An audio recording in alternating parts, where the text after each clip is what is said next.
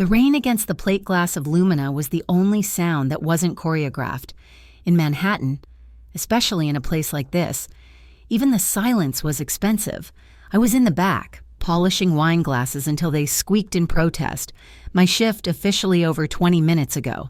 My second job, the one that actually paid for my tiny apartment in Queens, was waiting for me back at my laptop. I'm Nora Hayes, I'm 27, and I used to be an EMT. I used to be a lot of things. Now, I'm a waitress who knows how to spot a carotid pulse from across the room and a blogger who digs into corporate filth. I quit the ambulance service after a call. A little girl, a fire, and a failed airway. I can still feel the weight of that tiny oxygen mask in my hand. The knowledge that I wasn't fast enough, wasn't good enough. That kind of failure doesn't just let you go. It follows you. It sits on your chest at 3 a.m. So now I polish glasses. And I write. The front of the house went quiet. Not the usual someone important is here quiet, but a heavy, pressurized silence.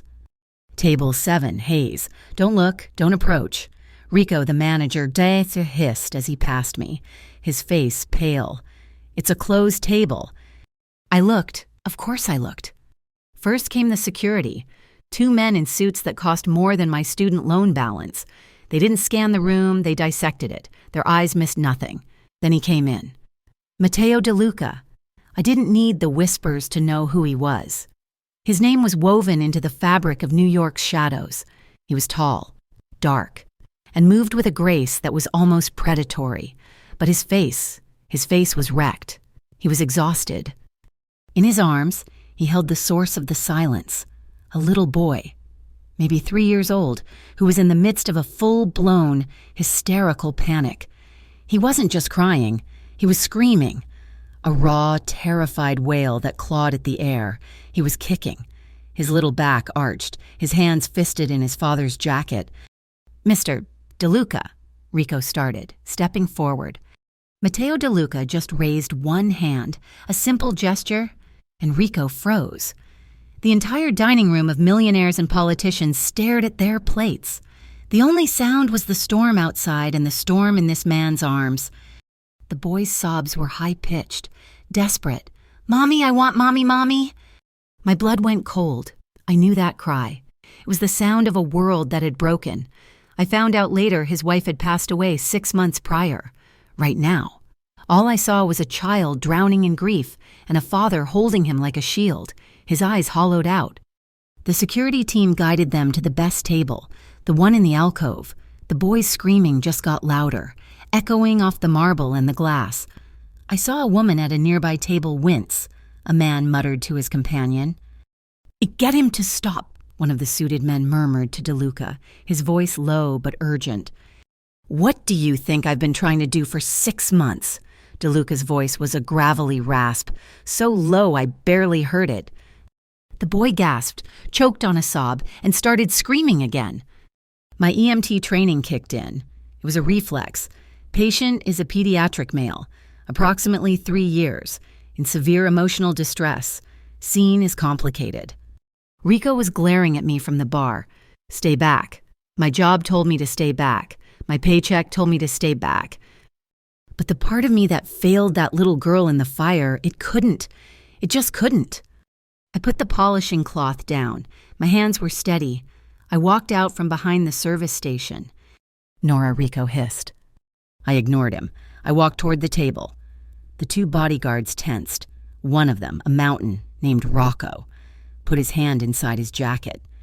"Ma'am," he said, a warning. I didn't look at him. I didn't look at Matteo De Luca. I dropped into a low crouch, making myself small, non-threatening. I kept my palms open and visible.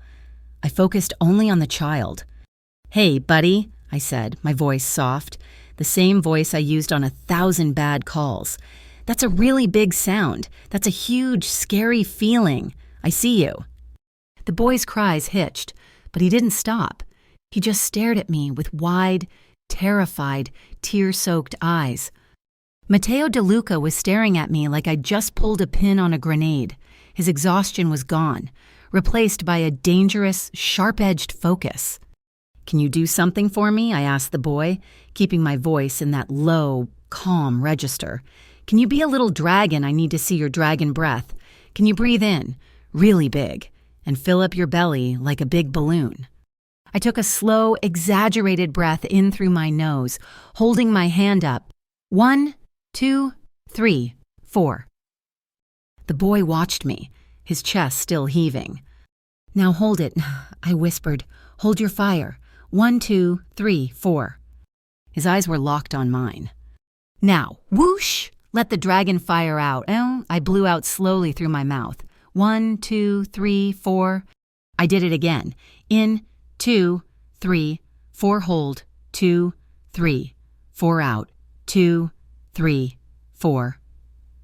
On the third try, his little body mimicked mine, a tiny, shaky breath in. His shoulders went down. His screaming softened to a gulping sob. That's it, I murmured, never breaking eye contact. You're doing it. One more time, big dragon. He did it. And then, silence. Blessed, heartbreaking silence.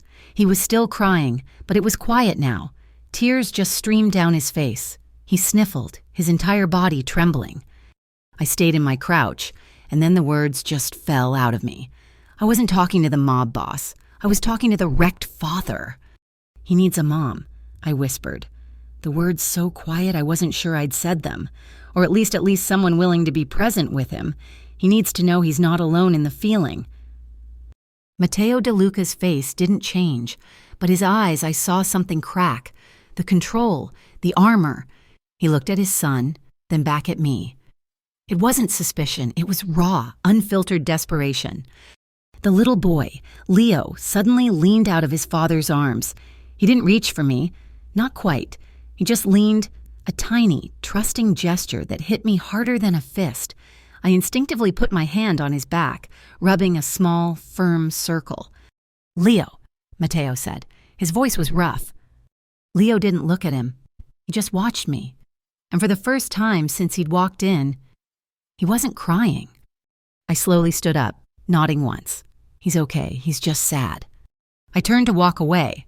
My job was done. My other job was waiting. Wait. I stopped. Matteo De Luca was on his feet. He was taller than I thought. He dominated the space around him. He reached inside his jacket, not for a weapon, but for a wallet. He pulled out a business card. It was thick, heavy, and just had his name and a number. No title. It didn't need one. Be at my home tomorrow, 10 o'clock, he said. It wasn't a question. I have a job, sir. You have a new one, he said flatly. He glanced at Leo, who was now resting his head on his father's shoulder, his eyes half closed. Just come, help him sleep, please. That please was the most disarming thing in the room.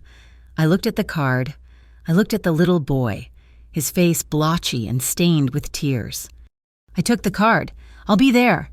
I walked back to the service station, my legs shaking.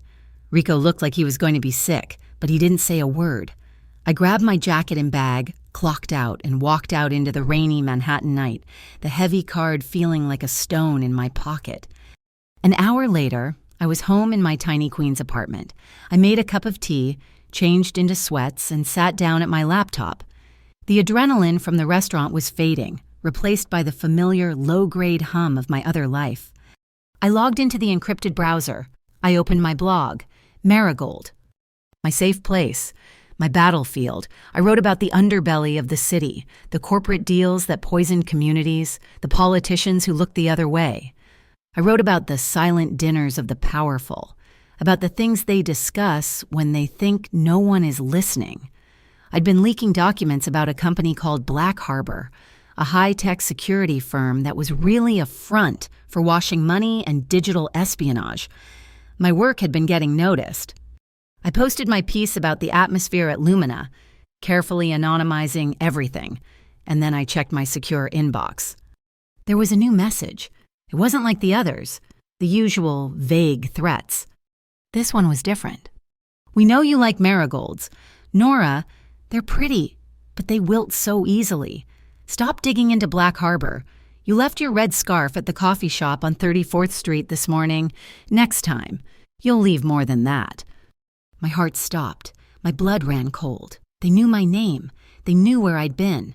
The scarf I had left my scarf. This was real. This was no longer just digital. I shut the laptop. I stood up and walked to my window, looking down at the wet street. My hands were shaking for a completely different reason now. I was terrified. My secret life and my real life were about to collide. All night, I sat with that fear. My first instinct was to run, to delete the blog, pack my bags, and disappear. But then, the next morning, the sun came up. I looked at the black business card on my kitchen counter, and I didn't see the threatening email. I saw a little boy's face. I heard a sound that I knew how to stop. For Leo. I put on my most professional, boring clothes, tied my hair back, and left my apartment. I took the subway and then a car service to an address that was more of a zip code. I stood outside the iron gates of the DeLuca estate. It wasn't a house, it was a fortress. I held my secret blog, my marigold identity, close to my chest like a shield, and I rang the bell. A man I recognized from the restaurant, Rocco, opened the gate. He searched my bag, scanned me with a wand, and led me inside without a word. The house was vast. Cold marble, dark wood. It was beautiful but lifeless. Matteo DeLuca met me in the foyer. He looked like he hadn't slept. "Thank you for coming." "I'm here for your son," I said, my voice firmer than I felt. He nodded and led me up a sweeping staircase. We walked down a long hall to the nursery. It was a beautiful room, filled with toys that looked untouched, and in the corner, mounted near the ceiling, was a sleek, black security camera. My marigold brain lit up instantly. I knew that design. The logo was tiny, but I'd know it anywhere. It was Black Harbor. The very people who had just threatened my life were monitoring this child's bedroom. Matteo DeLuca was worried about security, but he had no idea. The real threat wasn't just outside the gates. It was already inside, and I was the only one who knew. My first official day began in the nursery, the Black Harbor camera staring down at us like a judgment. Leo was half hidden behind his father's leg, his thumb stuck in his mouth, his eyes wide with suspicion. "Leo," Matteo said, his voice softer than I'd heard it. "This is Nora. She's here to play." Play felt like a weak word for the grief suffocating this house, but it was a start. I ignored Matteo. I ignored the camera. I slid down the wall to sit on the plush rug, crossing my legs, making myself small. "Hi, Leo," I said, my voice quiet. I didn't look at him. I pulled a small, soft piece of blue therapeutic putty from my pocket. Rocco had almost confiscated it, thinking it was something else. "I'm building a mountain. It's a very sleepy mountain, but it doesn't know how to rest." I just worked the putty, kneading, pulling, smoothing. I didn't ask him to join. I just was... It took 10 minutes. 10 minutes of the only sounds being my own breathing and the soft squish of the putty. Then a tiny footstep on the rug. He sat down about 5 feet away. "Why is it sleepy?" he whispered. "Because it's holding a big, loud noise inside," I said, still not looking directly at him. "And it doesn't know how to let it out." He crept closer, like me. My heart cracked. I looked up. "Yeah, buddy, just like you." I held out the putty. "Want to help me let the noise out?" He nodded. A tiny, hesitant motion. He sat beside me, and his small hand pushed into the putty. We played for an hour. We didn't just use dragon breaths. We did bear breaths, growling the air out. We did starfish breaths, stretching our arms and legs wide. Sensory routines, grounding, things to remind his little body that he was safe, right here, right now. By the end, he was leaning his head against my arm. "Nori," he mumbled, "you're soft." "So are you, Leo." From the doorway, Matteo watched. I couldn't read his expression. It was a mask of iron, but his eyes were drowning. I saw him later that day, trying to get Leo to nap. The boy was fighting it, his body overtired and wired. Matteo looked completely lost. He started to hum, a rough, deep sound, and it was an old Italian lullaby. His voice was gravelly and hesitant, but he knew every word. He was clumsy. But he was trying. He was a man who commanded shadows but was terrified of his own son's sadness. He was hiding his own exhaustion behind a wall of cold authority. When Leo was finally asleep, Matteo walked me to the foyer. Rocco stood by the door, his arms crossed, his gaze a physical weight. "You'll be here tomorrow. 8 May, Matteo stated. I stopped. "Mr. DeLuca, if I'm going to do this, we need to set terms." His brow furrowed. People didn't set terms for him. "I'll be here 3 days a week, mornings only, until he's stable," I said, my voice low and firm. "I'm here for Leo. Only for Leo. I don't see your business. I don't hear your business. I'm not staff, and I'm not yours. I'm a consultant for your son." Rocco actually shifted, his posture growing more aggressive. "And," I added, "I have the right to walk away at any time. No questions asked." There was a long, heavy silence. Matteo studied my face, searching for something. Weakness. Maybe he didn't find it. "Agreed," he said finally. "But my rules are absolute. Rocco drives you. You leave your personal phone in a lockbox at the gate. You don't speak of my son what he says. What he does to anyone, not your friends, not your family. No one. Am I clear?" "Perfectly." I said it was a deal. A very strange, dangerous deal. Before I left, I nodded toward the camera at the end of the hall. "That Black Harbor system," I said, trying to sound casual. "You know their tech." His eyes narrowed. "They handle all my security. Why?" "I used to be an EMT. We had security systems in the rigs. I notice hardware. The indicator light on the one in the nursery, it's blinking on an odd sequence. It looks like it's mirroring the feed, sending it to 2 locations instead of just 1. The exhaustion on his face vanished, replaced by a cold, sharp focus. "Explain." "It's probably just a backup." I lied. "But if that feed isn't just going to your internal server, it's a vulnerability. It's a window, not a lock, especially in a child's room." A muscle in his jaw clenched. "We are required to use Black Harbor. It was part of a peace agreement." A peace agreement. My marigold instincts flared. Black Harbor was supposed to be the neutral third party, the digital Switzerland for families like the DeLucas and their rivals. But I knew, from my research, they were anything but. They were a Trojan horse, and I had just pointed at its seams. The next few weeks fell into a strange rhythm. 3 days a week, I entered the fortress. Rocco would drive me in a black sedan that was probably bulletproof, his silence a heavy blanket. He clearly distrusted me. To him, I was a variable he couldn't control. My world became Leo. We built calm castles out of blocks. We drew his feelings. Sad was a shaky blue cloud. Angry was a big red scribble. He started to smile. It was a small, fragile thing, but it was real. The rest of the house was a different story. The tension was thick enough to cut. One afternoon, while Leo and I were in the kitchen trying to make pasta, mostly just making a mess with flour, a woman in a pantsuit that screamed $1,000 an hour lawyer was in the foyer with Matteo. Her voice was sharp. "The RICO hearing is being pushed up," I heard her say. Elena Park. I recognized her name from the society pages, always defending the indefensible. "They don't have enough, Matteo, but they're fishing. They want to paint you as unstable." "Let them try," he growled.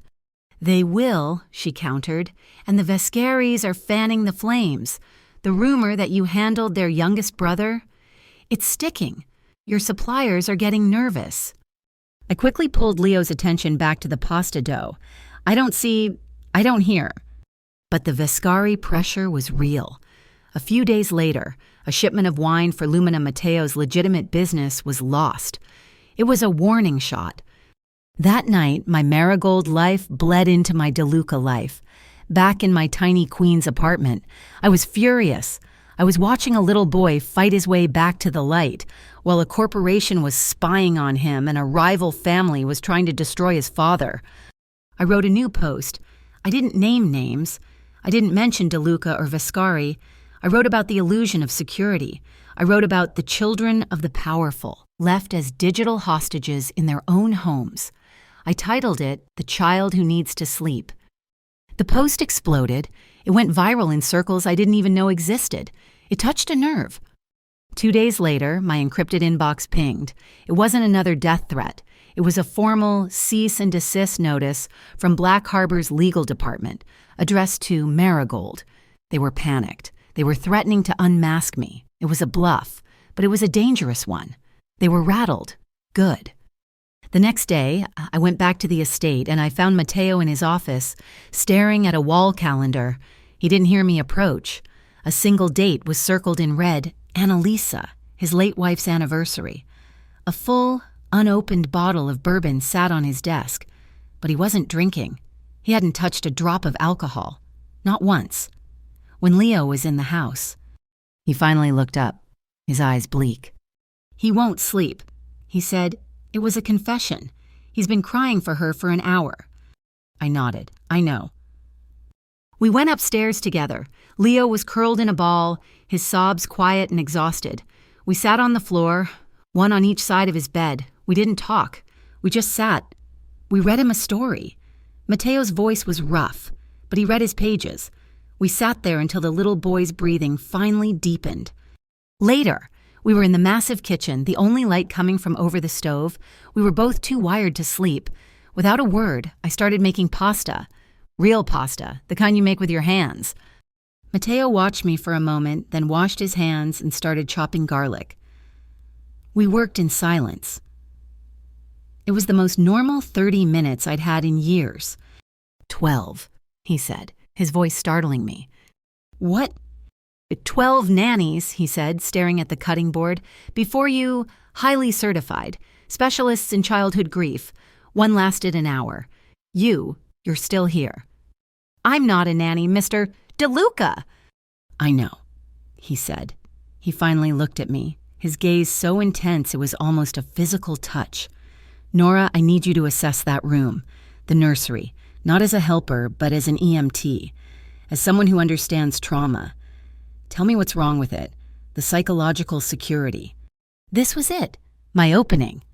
It's the camera, I said simply. It's supposed to protect him. It's a cold, black eye that never blinks. He feels it. He knows he's being watched. It's not a safe space. I took a breath. I need to see the logs for that system. His face hardened. That's classified. Then I can't help him, I said, my heart hammering. You hired me to make him sleep. I am telling you, I think that camera is part of the problem. You're worried about the Vescaris getting in, but you've invited something else in entirely. He stared at me, the silence stretching. He was weighing his options. His secrets against his son won. 30 days, he said, his voice a low command. You stay for 30 days. You commit to this. Get him sleeping through the night. Get him stable. And if I do, you can see whatever logs you want. I held out my hand. 30 days, Mr. DeLuca. He looked at my hand, then at my face. He didn't shake it, but he nodded. 30 days, Nora. Leo started napping. That's how I knew we were winning. It wasn't just the exhausted collapse he'd been doing before. It was real. Restorative sleep. He'd wake up without screaming, his small body less like a clenched fist. He still startled at loud noises, a door closing too fast, Rocco's voice booming down the hall, but the panic didn't swallow him whole. To help him name the lingering shadows, I brought in a feelings rainbow. I drew a big arc on an easel in the nursery. Red was for mad, blue was for sad, yellow for happy, green for calm, and purple for scared. One afternoon, Leo was frustrated because a block tower kept falling. He balled up his fists and let out a sharp cry. Big feelings, I said, tapping the easel. Where are we on the rainbow, Leo? He pointed a chubby finger right at the red scribble. Mad-eye? Good job, I said. Mad is okay. Your blocks are being mean. Let's stomp our feet like a big mad dinosaur. And then let's try again. Matteo was standing in the doorway, watching. He looked hesitant. It's not just for him, I said quietly, holding out a blue crayon to Matteo. Grown-ups have weather, too. He looked at the crayon like it was a foreign object, but he walked over, his big, calloused hand dwarfing it. He didn't draw anything. He just looked at the blue patch. Sad, he said, his voice a low rumble. Yeah, Leo echoed, walking over to pat his father's hand. Sad, Papa Blue. Mateo's throat worked. He put the crayon down and gently stroked Leo's hair. Yeah, Leo, Blue. It was the first time I'd seen him name it, instead of just wearing it like armor. The small moments of domesticity were the strangest part. They felt stolen. One evening, Leo fell asleep on the living room rug, his head in my lap. I'd been reading him a story. I didn't want to move, to break the spell. Mateo came in, took in the scene, and his face softened in a way that made my breath catch. I'll take him, he whispered. No, it's okay, You're not his bed. Nora, let me...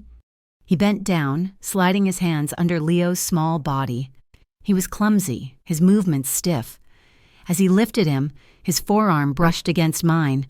It wasn't a caress, it was just contact, but it felt like a static shock. The air thickened. I pulled my hand back too quickly.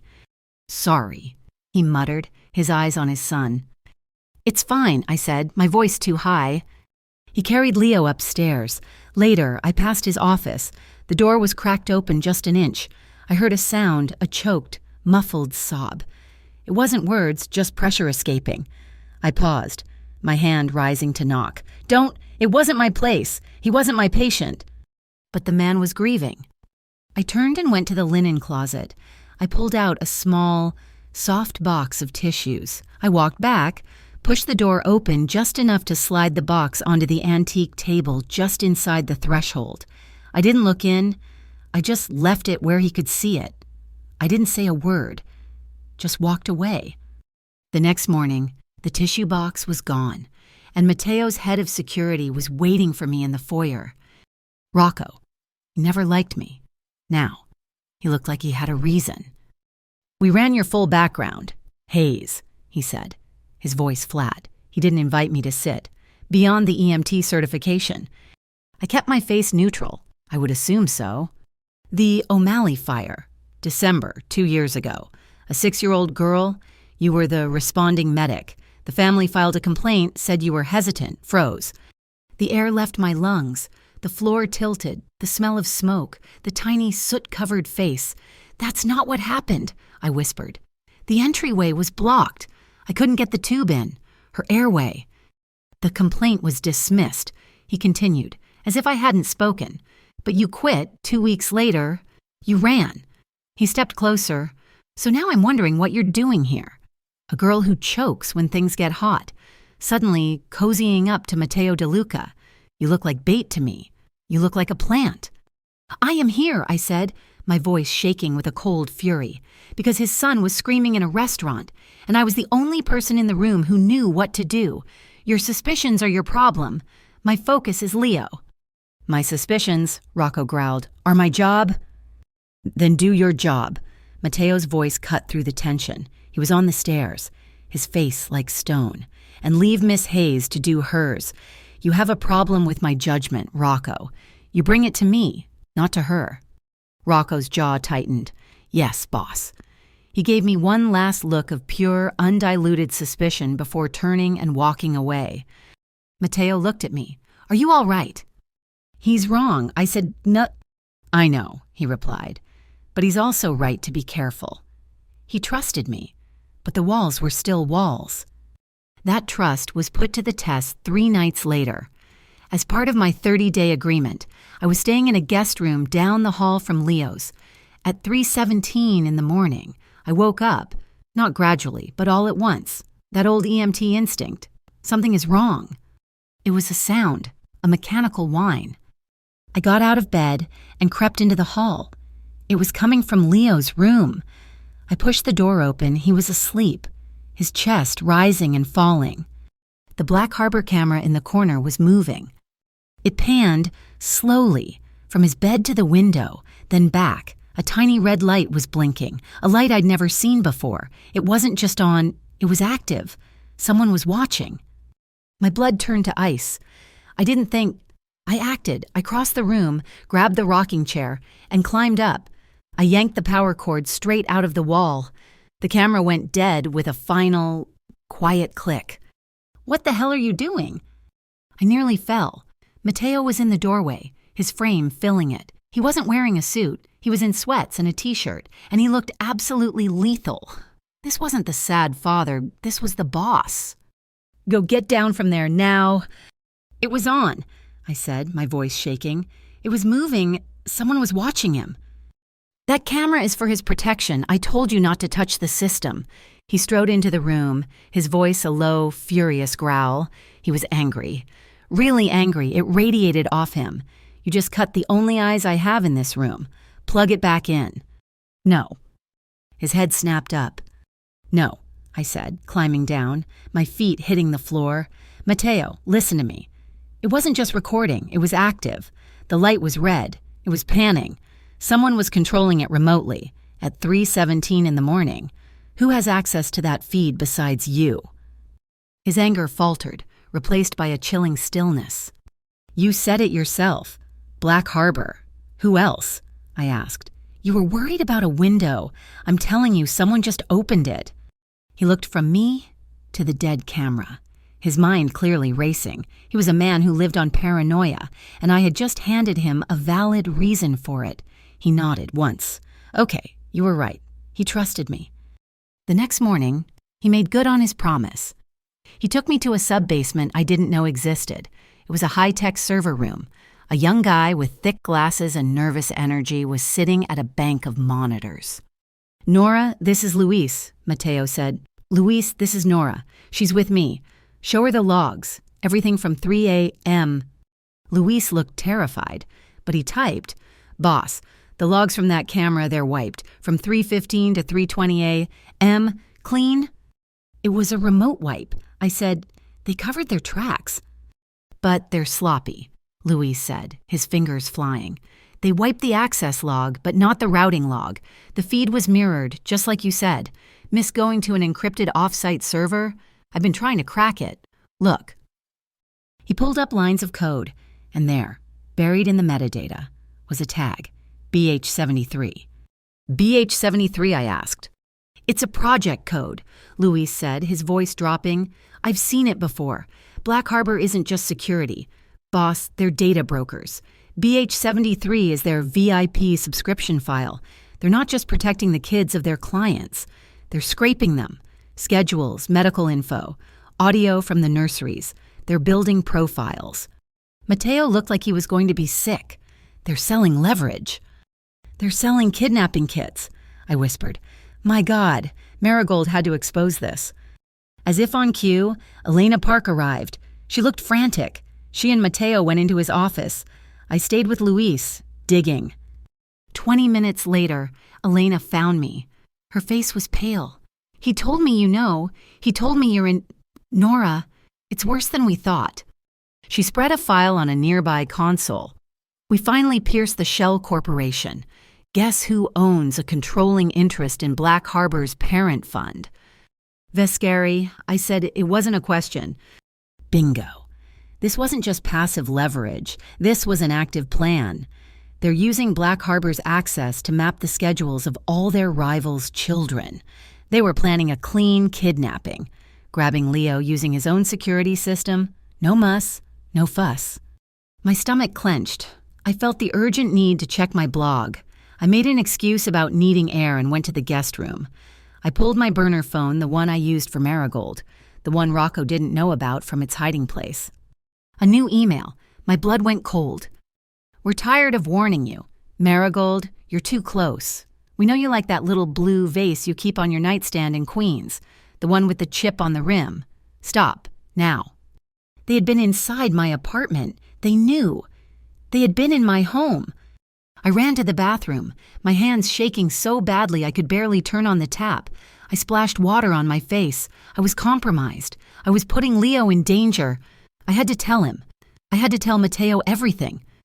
I walked back downstairs, my heart a trapped bird in my chest. I found Mateo in the hall. "Mateo, I have to..."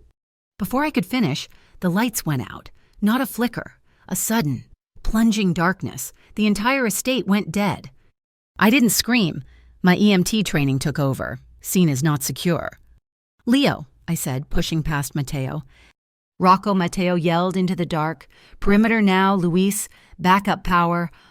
I ran up the stairs, using the wall as a guide. I found Leo's room, and he was sitting up in bed, whimpering. Nori. I'm here, buddy, I said, my voice impossibly calm. I scooped him up. We're going to play a new game. It's called Quiet as a Mouse in a Safe House. I carried him into the adjoining bathroom, into the deep linen closet. It was reinforced, a panic room disguised. I sat on the floor, pulling him into my lap, cocooning him. Now we're quiet, I whispered, covering his mouth gently. I did the box breathing, his small chest rising and falling against mine. I heard them, boots on the hardwood floor, Mateo and Rocco, sweeping the upstairs. Clear, Rocco called. Clear, Mateo answered. A minute later, the emergency generators kicked on, bathing the hall in a dim, red light. Mateo yanked open the closet door. He saw us, me and Leo, huddled on the floor. His face was a mask of controlled terror. It was a probe, Rocco said from the hall, his gun still drawn. No breach. The main grid was cut externally, but the surge came from inside. Someone was testing our response time. It was a drill. Boss, an internal drill. A mole. The Vascari had someone on the inside. Mato looked at me, at the way I was shielding his son, my body completely covering Leo's. He turned to Rocco. Get Elena. We were in his office. The power was back. Leo was with his cook, Mrs. Alvarez, in the kitchen. They have someone inside. Mateo said it was a flat fact. And they're allied with Black Harbor, Elena said, which means the Vascaris are planning to use your own system to take your son. So we cut the head off the snake, Mateo said, his voice pure ice. Elena shook her head. Mateo, you can't. You break that peace agreement with Black Harbor. You're breaking the treaty with all 5 families. The Vascaris will use it as a pretext. It will be all-out war. They'll have free rein to come after you, and the commission won't stop them. Mateo slammed his hand on the desk. The bottle of bourbon rattled, but he didn't look at it. He looked at me. They came into my house, he said, his voice dropping to a deadly whisper. They came into my son's room. They put their eyes on my boy. He looked at Elena. The war already started. They just don't know we're firing back. Burn the agreement. The night of Annalisa's anniversary arrived with a suffocating stillness. The decision to cut ties with Black Harbor had been made 2 days prior, and the entire estate was braced for impact. It wasn't a fortress anymore. It was a baited trap. Mateo had insisted on a small dinner. For her, he'd said. Just him, me and Leo. Mrs. Alvarez made pasta, but nobody ate. The air was too thick. Leo could feel it. It was a tiny barometer for the pressure in the house. He pushed his food around, his lower lip trembling. Mommy's sky day, he whispered. He didn't fully understand, but he knew it was heavy. He started to get agitated, the high-pitched whine returning to his voice. I pulled him onto my lap. Hey, buddy, you know what your mommy is? She's a lighthouse. He sniffled, looking up at me. Lighthouse. Yep, like a big, tall house in the ocean with a bright, warm light, and her light is always shining on you, so you can never get lost in the dark, even when you're scared, even when you're dreaming. If you just look, you can see her light. It's right here. I tapped his chest, right over his heart. It's a little beacon. Just for you. He leaned his head against my chest, his breathing starting to even out. Mateo watched us, his face a landscape of grief and something else I couldn't name. Gratitude, maybe, but the tension didn't break. It shattered at 9:04 p.m.? The first sound wasn't a gunshot. It was the whisper thump of suppressed weapons breaking the glass of the kitchen windows. Then, the entire internal camera feed died. Luis, who was in the server room, his voice piped into a small earpiece Mateo had insisted I wear, went static. Boss, their internal feed is cut. They used a kill switch. Leo flinched, his eyes wide with terror. Nora? Mateo was on his feet. He wasn't a father anymore. He was something else. Cold, sharp, absolute. The closet, now. Men in black tactical gear, wearing full-face masks, were pouring in through the kitchen. Their movements were precise. They knew the layout. They knew where to go. They were moving toward the stairs, toward us. "Target is the boy Go-Go," one of them yelled. My EMT training snapped into place. No panic, just procedure. Patient is pediatric. Scene is hostile. Secure and move. I didn't run. I dropped. "Leo, game time, super quiet mouse." I whispered. I grabbed the thick wool blanket from the back of the sofa, wrapped it around him in a tight cocoon, a low-profile carry. I held him against my chest. My body curved around him, and I began to crawl. I didn't head for the hall. They'd expect that. I went low, toward the kitchen, the heart of the breach. They wouldn't look for us there. We slid across the marble floor. As we passed the kitchen counter, my hand brushed the large salt cellar misses. Alvarez kept there. A memory of an old training drill sensory markers flashed. In a fire, in the smoke, you need a breadcrumb trail.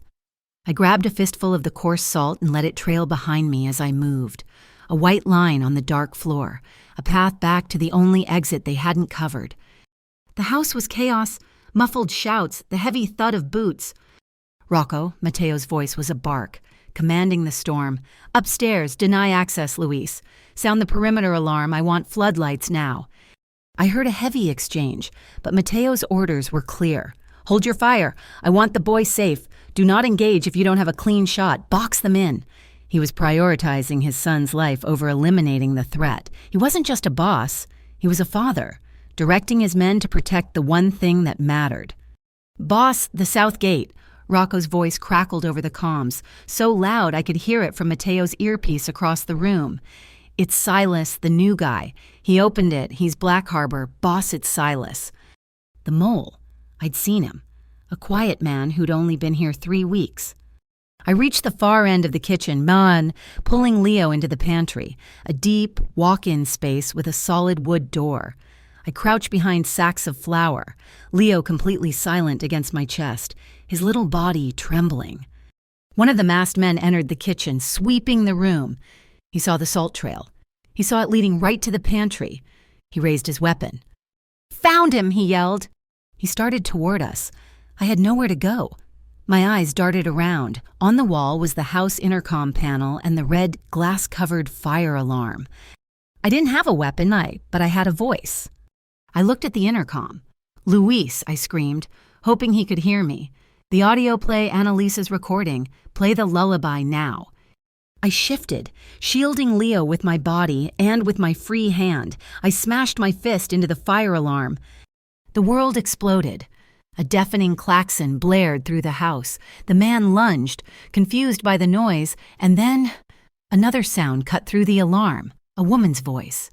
Annalisa's, the Italian lullaby Mateo hummed, now playing at full volume through every speaker in the house. The masked man froze for one single, critical second, the sound of a ghost in the middle of a firefight through him. It was all Rocco needed. He came from the dining room, moving like a shadow. He didn't shoot. He slammed into the man, a brutal, efficient takedown. The man went down, his head hitting the tile with a sickening crack. The pantry door was ripped open. It was Mateo. His face was pale, his eyes burning. He didn't say a word. He just ripped Leo from my arms. "Panic room," he yelled, and disappeared down the hall. Rocco was checking the man on the floor. "Silas is handled. Boss, south gate is secure." I pushed myself up, my legs shaking. The adrenaline was starting to fade, and then I saw it. My hand, my arm. When I'd smashed the fire alarm, my arm had gone through the glass. A long, deep gash ran from my wrist to my forearm. Blood was pulsing, not gushing, but it was bad. It was soaking the sleeve of my sweater, a dark, spreading stain.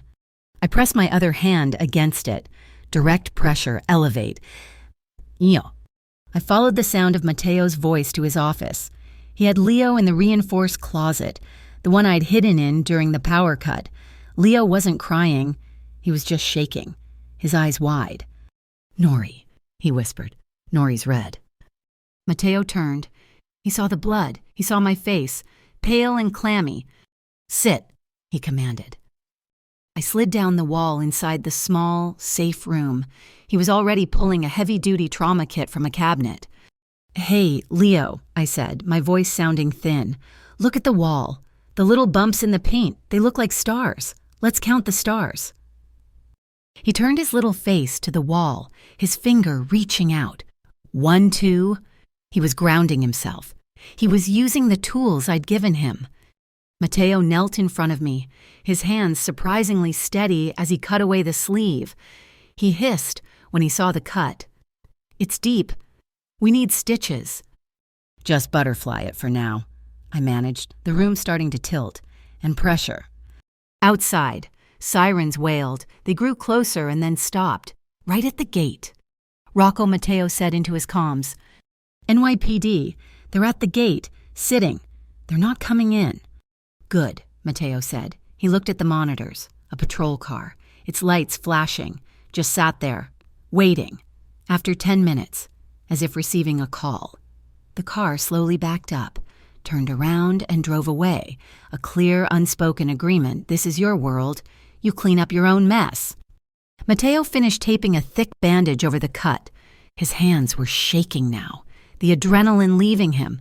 2. The klaxon was off. The house was silent, save for Leo quietly counting 14, 15. Mateo looked at me. I was shivering, a post-trauma reaction. I still had my good arm wrapped around Leo, who was now leaning into my side. Mateo saw me, covered in blood, protecting his son. He knelt, putting his hand on the wall next to my head. His armor was gone. The boss was gone. It was just the wrecked father from the restaurant. "Thank you." He breathed. The words were raw. "Nora, you saved him. I can't lose him." He said it to me, but also to Rocco, who was standing in the doorway, his face grim. It was a public declaration. Rocco cleared his throat. "Boss, the house is clean. The intruders are contained. Silas is in the basement. He's talking." Mateo nodded, but he didn't look away from me. "Don't go back to Queens," he said, making his voice low and urgent. "Not tonight. Not ever. Stay. Here. With him." He hesitated. "With us. Please." It wasn't a command, it was a plea. I looked at him, the man who lived in shadows, the man who had just declared war, and I looked at the man who was terrified of losing his son. I had to tell him. He deserved to know who he was protecting. "Mateo," I started, my voice hoarse, "there's something you don't know about me. The reason Black Harbor is so angry, the reason they might know about my apartment." My secret burner phone, the marigold phone I'd stashed in my go bag in the guest room, was in my pocket. Rocco had given me the bag. At that exact moment, it buzzed. At the same time, Elena Park burst into the office, her face white as a sheet. "Mateo, turn on the news, now. It's Black Harbor." She fumbled with her own phone, pulling up a live news feed. In a shocking development, Mesa reporter was saying, the elusive cybersecurity firm Black Harbor has just gone on the offensive. They are claiming a rogue investigative journalist, known only by the moniker Marigold, has stolen proprietary data and is attempting to extort them. Black Harbor is offering and I'm reading this, right, a $500,000 reward for any information leading to the identity and location of this Marigold. I froze. My blood ran colder than it had during the attack. Mateo was staring at the screen, his face hardening. "They're trying to get ahead of the story. They're painting our mole as a terrorist." He looked at me, his eyes full of a new, protective fire. "You're safe here, Nora. I won't let anyone touch you." I just stared at him, the $500,000 price tag hanging over my head. My confession died on my lips, swallowed by a new, more immediate terror. I was a ghost, and the entire world was now hunting me. The news report froze the blood in my veins, a $500,000 bounty. My face wasn't on the screen, but my alias was Marigold. "They're cornered," Elena said, her voice tight. "They're trying to discredit the source before the data leaks. We find this Marigold," Mateo said, his voice dropping to that icy temperature I'd come to recognize. "We find them. We protect them. We control the leak." Rocco was staring at me, His eyes narrowed to slits. This is too clean. The attack, the mole, and now, suddenly, a rogue journalist with a $500,000 price tag. This stinks. How does this Marigold know about BH-73? Only a handful of us knew that name, and we only learned it yesterday. He was right. The walls were closing in. Mateo was vowing to protect me from myself. I took a shaky breath. My bandaged arm throbbed, a dull ache against the sharp, new terror. Mateo! My voice was quiet, but it cut through the strategic planning. They all stopped. Elena, Rocco, Mateo. You don't have to look for Marigold, I said, my voice trembling but clear. The reward, it's for me. Silence, the kind of absolute, pressurized silence I hadn't heard since the restaurant, since the moment before Leo's wail had shattered the room. Rocco's hand moved, his jacket shifting. He didn't draw, but he was ready. Elena's jaw literally dropped. Mateo didn't move, not a muscle. His face went blank, a mask of pure, unreadable stone. It was more terrifying than his anger. He just watched me. I am Marigold, I said. Oh. He stared, processing. The father, the boss, the grieving husband, they all vanished. What was left was something sharp and ancient. When he finally spoke, his voice was deadly quiet. Did you, he asked, articulating every word, at any point ever leak, sell, or trade the schedule, the location, or any information about my son? No, I answered, meeting his gaze. Never. I swear on my life. I started the Black Harbor investigation almost a year ago, long before I ever met you. I came to this house for Leo. I stayed for Leo. The rest, it just collided. She's lying, Rocco exploded, but stepping forward. She's been the mole all along. She played you. She played us. Silas was just her handler. No, I snapped, the accusation piercing my fear. They threatened me first. The email about my scarf, the one about the blue vase in my apartment, that was them. They were inside my home, Rocco. They found me the same way I found them right here, in this house. That camera in his room, it was a two-way street. Rocco, stand down, Elena said, her voice sharp and analytic. She was looking at me, her mind racing. It doesn't track. If she was the mole, why did Silas open the south gate? Why would she need him?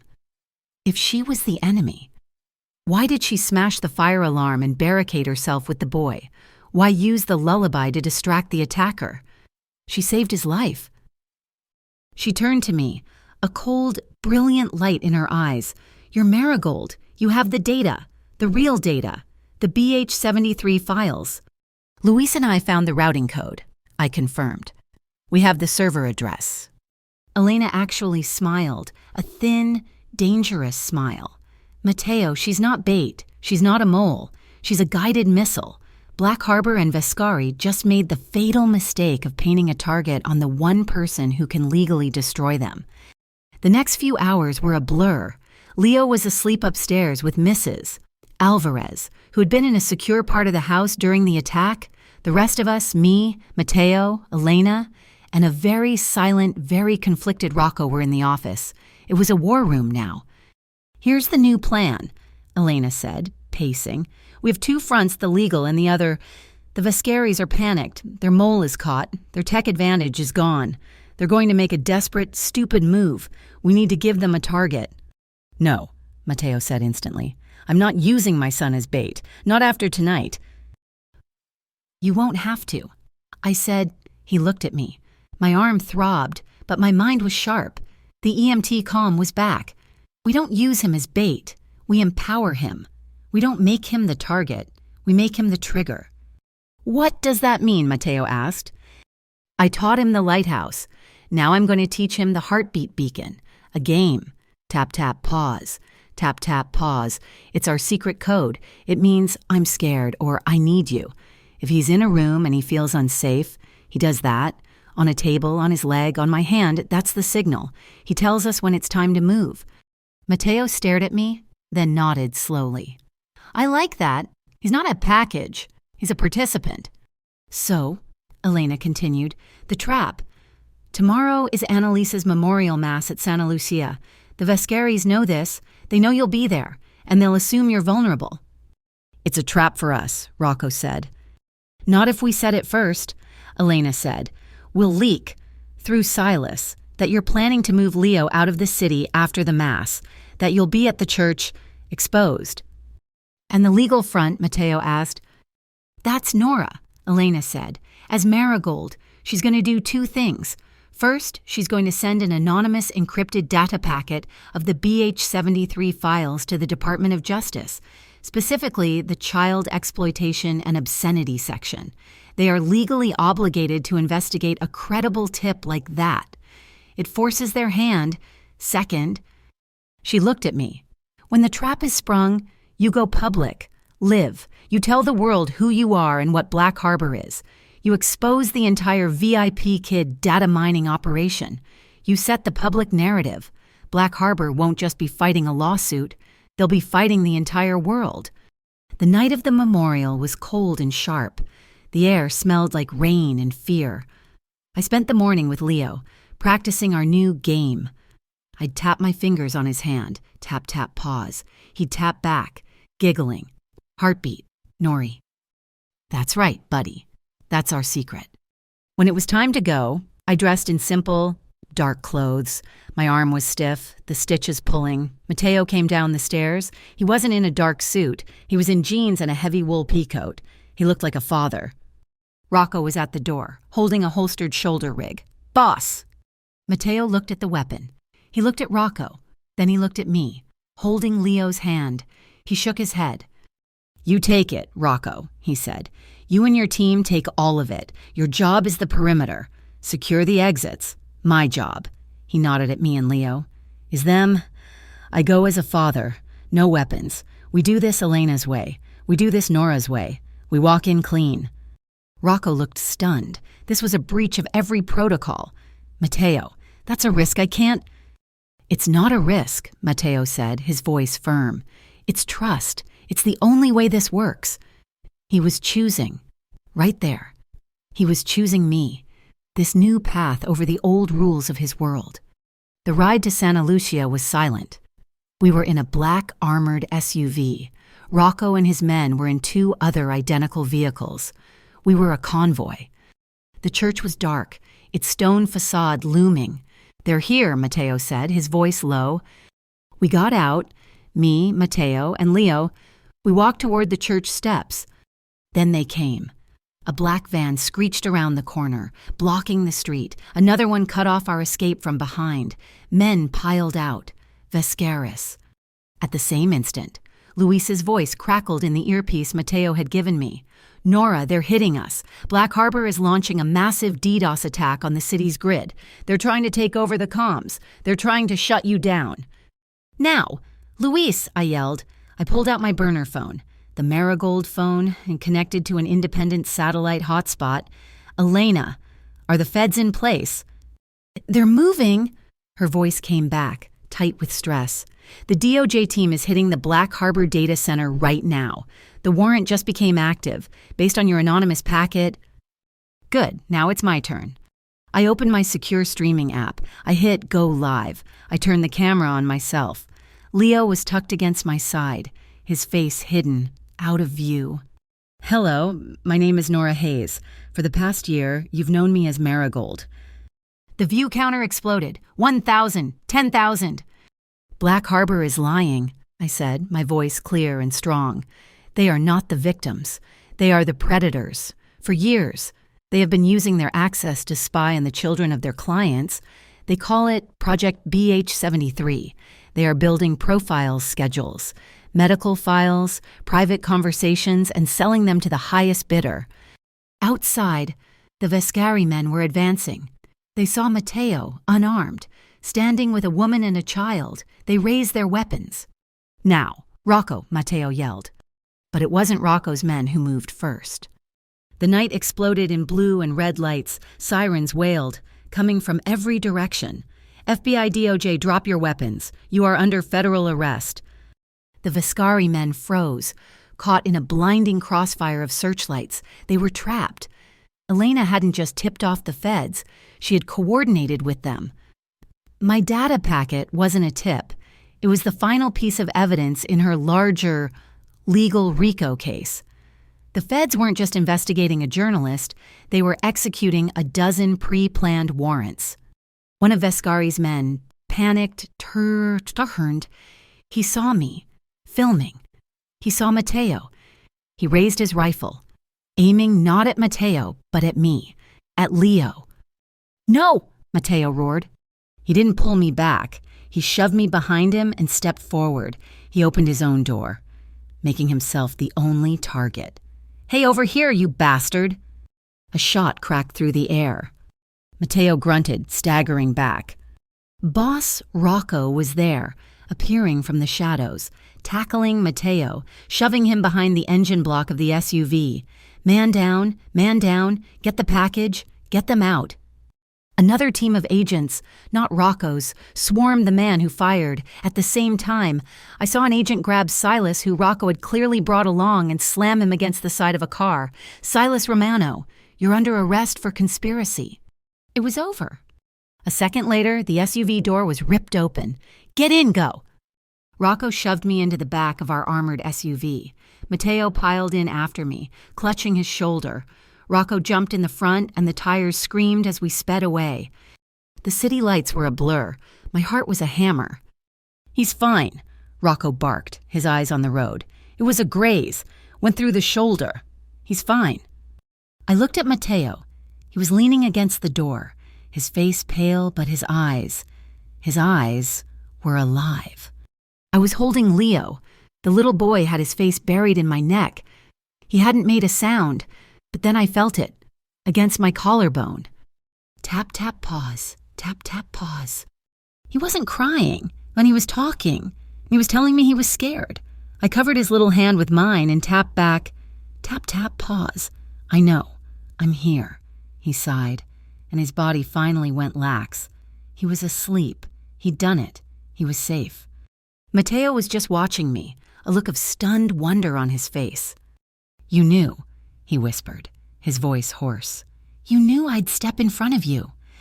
"I knew you'd protect your son," I whispered back. He reached out with his good hand, his fingers tracing the line of my jaw. "I think," he said, his voice rough with pain and something else, "I've been in love with you since you left that box of tissues on my desk." My breath caught. "You saw me," he said. "You saw the broken part, the mess, and you didn't run. You just offered a kindness." The sirens faded. The world outside fell away. There was just this man, who had just stepped in front of a bullet for me, for his son, who had just chosen trust over control. I leaned forward. He met me halfway. It wasn't a passionate, desperate kiss. It was quiet. It was a confirmation. It tasted of adrenaline and cold night air. It was a promise. It was short, and it was everything. I pulled back, resting my forehead against his. Leo slept between us, a warm, heavy weight. "Black Harbor is done," Matteo whispered. "Vescari is done." I nodded, closing my eyes, my arm throbbing, my heart full. They are. But as the SUV sped us back to the fortress, I knew, and he knew, that this was far from over. The feds who had just arrested the Vescaris were not his friends. They were just the enemy of his enemy. And the great gray cloud of the RICO investigation was still hanging right over his head. The storm had passed, but the wreckage was everywhere. The Vescari family and the upper management of Black Harbor were in federal custody, but the FBI hadn't just packed up and gone home, they had simply pivoted. 2 days after the shootout, I sat in Matteo's office. My arm was tight with 12 stitches, a throbbing reminder of the glass. Matteo sat behind his desk, his own arm in a sling from the bullet graze, and he looked tired, but not defeated. He looked lighter. Across from us sat Elena Park and a man from the U.S. Attorney's Office. He was all sharp angles and a cheap suit. "Mr. DeLuca," the prosecutor said, stacking his papers. "We have a problem. You've been a target of our RICO investigation for 18 months. We have your logistics, your shipping. We have enough to put you away for a long time." "And yet," Elena said, her voice smooth as ice, "you're here, offering a deal, which means you don't have enough. Not without the testimony of the men you just arrested. who are all pointing their fingers at Black Harbor. We want Black Harbor, the prosecutor conceded. They are a threat to national security. You, Mr. DeLuca, are just old-fashioned organized crime. We want your full cooperation. We want the BH-73 data. We want Luis. We want everything. And in return, Mateo asked, his voice quiet, you divest completely everything. The shipping, the import-export, the real estate holding companies, all of it. We'll set up a liquidation trust, monitored by my office. And what does he keep? Elena asked. The prosecutor shrugged. His restaurants, Lumina, they're clean. We've checked. He can be a chef. He can be a dad, but the DeLuca empire is over. Today, you sign this, you cooperate, and you walk. You don't, and I'll go after Miss Hayes next for obstruction and aiding a fugitive. My blood ran cold.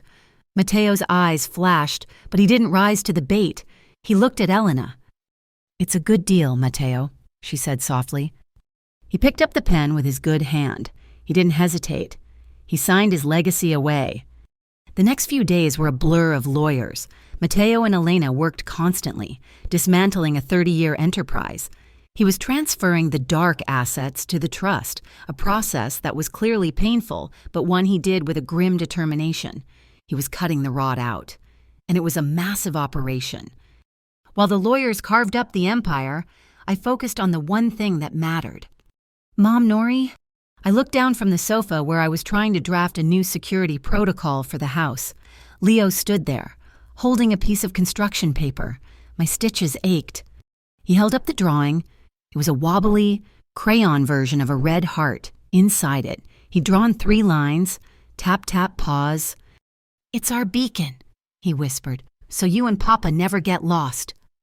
I pulled him up onto the couch, my heart feeling too big for my chest. Mom Nori. He'd called me. The world outside was busy trying to decide if I was a hero or a villain. The Marigold forums were on fire.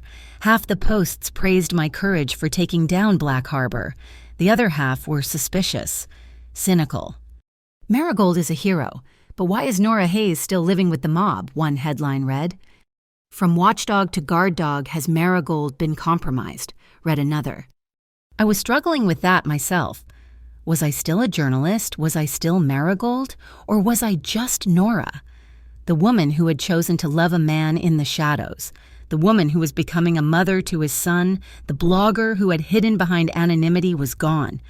I was visible now, and my life was messy and gray. Mateo found me later that day, staring at the drawing. He didn't say anything for a long time. He just stood in the doorway, watching me. He loves you, he said finally. I love him too, I whispered. He walked over, sitting not next to me, but on the ottoman in front of me. He looked at my bandaged arm, then at my face. I am a complicated man, Nora. I am not the man you deserve. I am a man with a past that is now, officially, being seized by the federal government. He took a breath. A better man would have a ring right now. He would get on one knee, but I have nothing to offer you but a clean slate that I haven't even built yet. My heart was hammering. So I'm not asking you for anything, he said, his voice raw. I'm just telling you the choice is yours. Whatever this is, whatever we are, you have the choice, always. It was more romantic than any proposal could have been. He wasn't trapping me.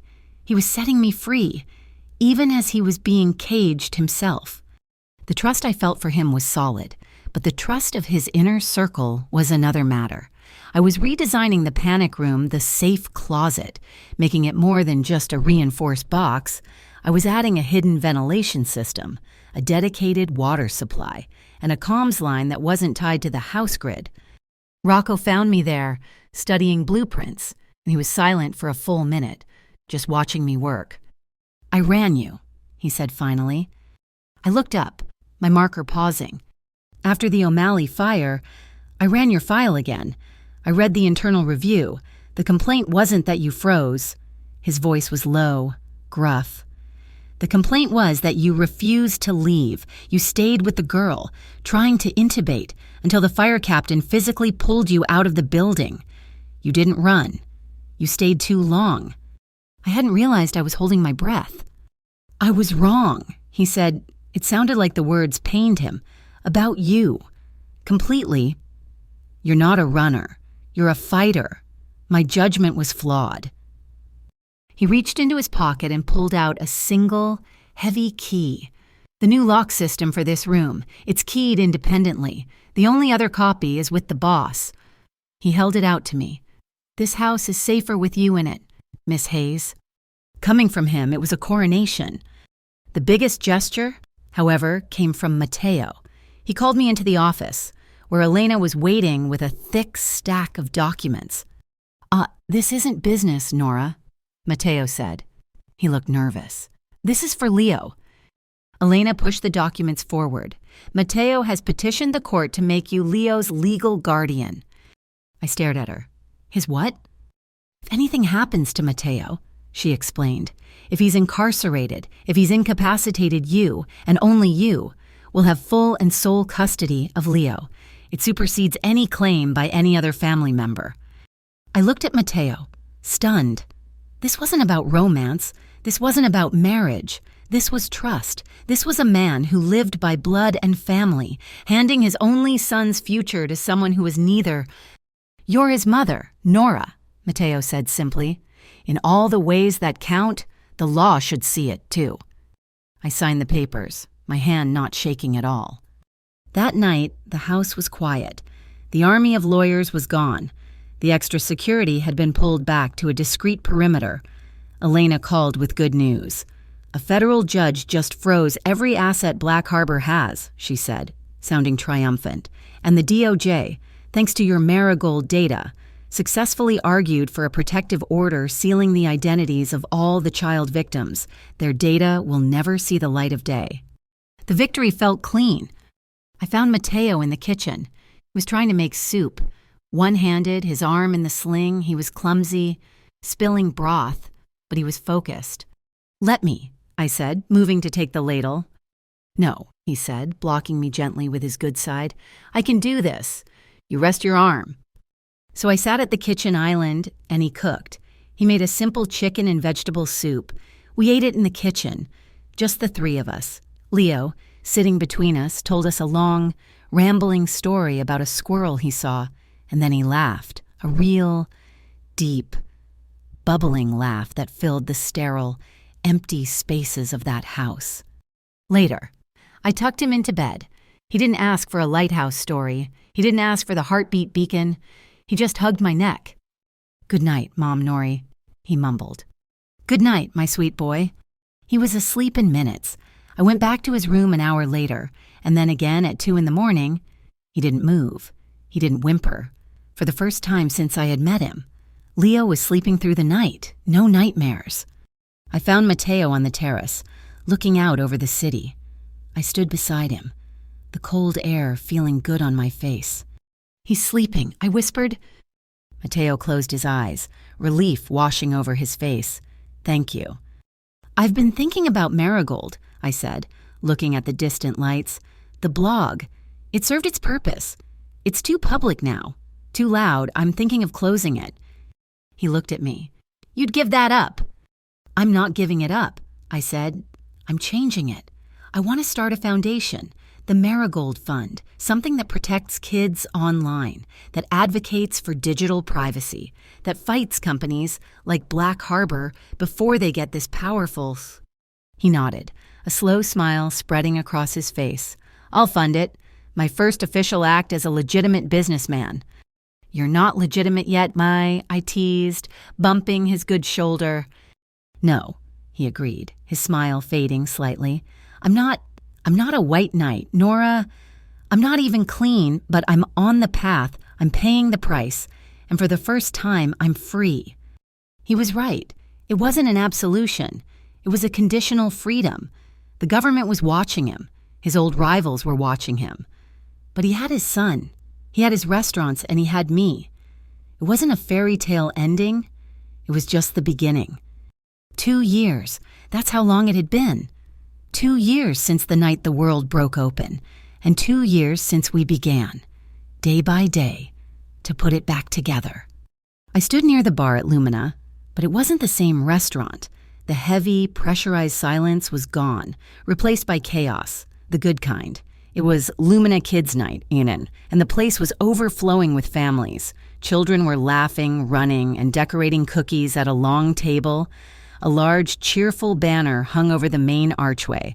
All proceeds to the Marigold Foundation. My foundation. I was its director. We weren't just a blog anymore. We were a fully funded nonprofit, a digital watchdog with a legal team, a hotline for parents, and a free digital safety kit for children that was already being used in school districts across the state. Mateo was across the room, not in a $1,000 suit, but in a pressed white chef's apron, his sleeves rolled up, showing the faint, silvery scar on his shoulder. He was patiently showing a little girl how to stretch pizza dough. He'd sold the empire, just as he'd promised.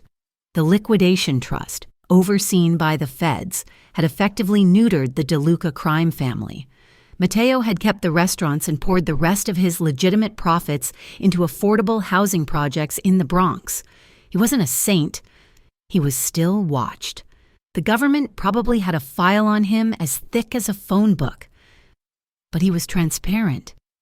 He was present. He was light. Mom? I turned, and a 5-year-old cannonball hit my legs. Oof, hey, you! I scooped him up. Leo, my son. His face was bright, his eyes clear. The haunted, terrified child was gone, replaced by a confident, ridiculously smart, and loud little boy. I helped Rocco park the cars, he said, his voice proud. You what? I looked toward the door, where Rocco, now the head of a high-end, legitimate security firm that Mateo had bankrolled, was standing. He was smiling. Actually smiling. He just tipped his head in a greeting. And I showed him my picture, Leo continued, squirming to get down. What picture, buddy? He ran over to a small table near the entrance, one we'd set up for the night. It had photos of the foundation's work, and in a simple silver frame, it had a picture of Annalisa, Leo's first mom. That's her, he said, his voice quiet. Not sad, just factual. She's my mommy in the sky. She's the lighthouse. He looked up at me, his smile returning. And you're my mommy on the ground, right? That's right, my sweet boy, I said, my throat thick. I'm the one on the ground. He nodded, satisfied. Okay, I'm gonna get a cookie. And just like that, he was off, a blur of motion. He could hold both truths. He could love us both. He was whole. The night wound down. The last family left. The staff, paid triple time for the event, was cleaning up. Leo had fallen asleep in the big circular booth in the alcove, the very one where I had first seen him, his body now relaxed and peaceful. I slid into the booth opposite him, my feet aching. Mateo joined me a minute later, shrugging off his apron. He looked exhausted, but it was the good kind of tired. We raised a lot, he said, looking at the donation tally. The foundation is going to be very happy. The director already is, I said, smiling. I rested my hand on the table, palm up. He covered it with his hand was warm, calloused from the kitchen, strong. We just sat there for a moment, in the quiet, just like we had in his kitchen all that time ago. Then I felt it, against my palm. His fingers, tap, tap, pause. My breath hitched. I looked up at him. Tap, tap, pause. Our signal. The heartbeat beacon, it wasn't, I'm scared anymore. It was, I'm here. It was, I see you. His eyes were locked on mine, dark and serious, but so full of a soft, steady warmth. Nora Hayes, he said, his voice low. You are the kindest, strongest person I have ever known. You walked into the dark and you didn't run. You just held up a light. He didn't get down on one knee. He didn't pull out a velvet box. He just slid his other hand across the table. When he pulled it back, a simple, thin platinum band sat on the dark wood. It wasn't a diamond. It wasn't a statement. It was a circle. Simple. Unbroken. I can't promise you a life without scars, he whispered, his thumb stroking the back of my hand. My past will always be there, but I promise you this. I will choose the light every single day for the rest of my life. I will choose you, and I will choose him. He glanced at the sleeping Leo. Every day. Will you choose me? I looked at the ring. I looked at our son. I looked at this man, this good, complicated, trying man. Yes, I whispered. I slid the ring onto my finger. It fit perfectly. Yes, but Mateo, we have rules. He nodded, expecting this. Anything. No more secrets, ever, not from me, and not from our children. They deserve the truth. And I hesitated, needing to say the one thing that had always haunted me about his world. They are not our shields. They are not our leverage. They are not part of the business, ever. Our family is the safe house. It is not the fortress. The family, he said, his voice thick with emotion as he sealed the vow, is the safe house. I promise. Our wedding was 3 weeks later, in the garden of the estate. The house itself had been redecorated. The cold marble was covered with warm rugs. The dark wood had been painted light, bright colors. It was a home now. We had 20 guests. Elena, who had just won a landmark case against a data broker in California, was my witness, her sharp suit replaced by a bright yellow dress. Luis, who now ran his own cybersecurity firm, was there. Mrs. Alvarez cried. Rocco, looking so uncomfortable in a suit, I thought he might actually explode, was Mateo's best man. He stood to give a toast, his face red.